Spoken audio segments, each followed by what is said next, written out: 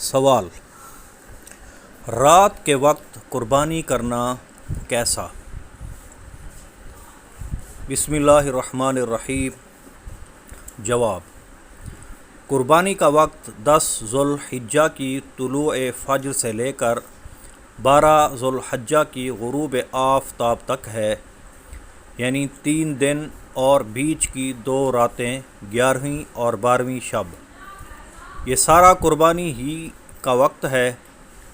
البتہ شہر میں رہنے والوں کے لیے عید کی نماز کے بعد قربانی کرنا شرط ہے، اور دیہات میں رہنے والوں کو طلوع فجر کے بعد سے ہی قربانی کرنا جائز ہے۔ لہٰذا ذو الحجہ کی 11ویں اور 12ویں شب میں قربانی کرنا جائز ہے، کیونکہ یہ راتیں بھی قربانی کے وقت میں شامل ہیں۔ البتہ فقہاء کرام رحمۃ اللہ تعالی علیہ نے رات میں قربانی کرنے کو مکروہ تنزیہی فرمایا ہے، کیونکہ اندھیرے کی وجہ سے ذبح میں غلطی ہو سکتی ہے، لیکن فی زمانہ لائٹس روشنی کا اتنا وافر انتظام ہو سکتا ہے کہ کسی طرح کی غلطی کا بھی احتمال باقی نہیں رہتا۔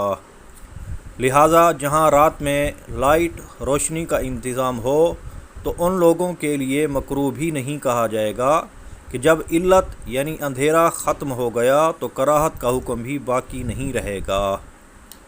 اور جن کے پاس روشنی کا انتظام نہ ہو وہاں رات میں قربانی کرنا جائز تو ہے، مگر مکروہ تنزیہی یعنی خلاف اولیٰ ہے۔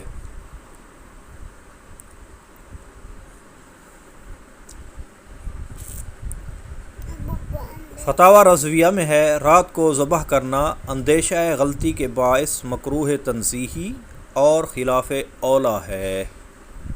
قربانی کے فتاوی صفحہ 99۔